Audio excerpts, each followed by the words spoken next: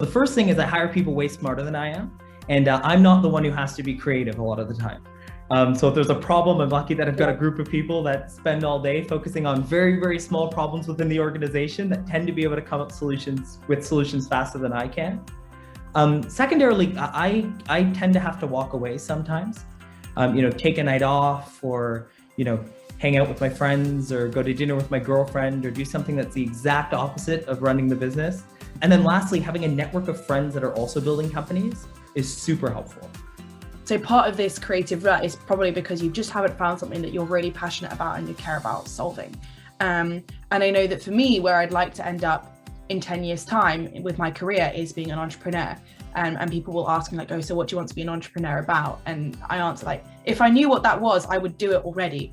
When you find that idea that you're passionate about, you should just go for it. And if you haven't found that yet, I think part of it is accepting of not trying to force something in a channel that's not meant to be, and sitting back and just really looking for the areas in which you really struggle in your life, or someone else struggles in their life. But just start somewhere, just pick a small area of your life where you think that there's an issue, explore that avenue. And if it's not the right area, you'll come up with 5 ideas in the meantime from your research of slightly related issues that mean that it's something that you still care about, and then you can explore those.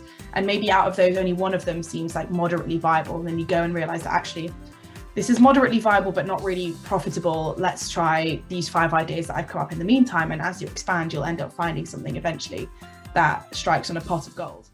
Find like a river that you can start flowing through, and then the many estuaries will eventually lead you to some sort of like nice endpoint, basically.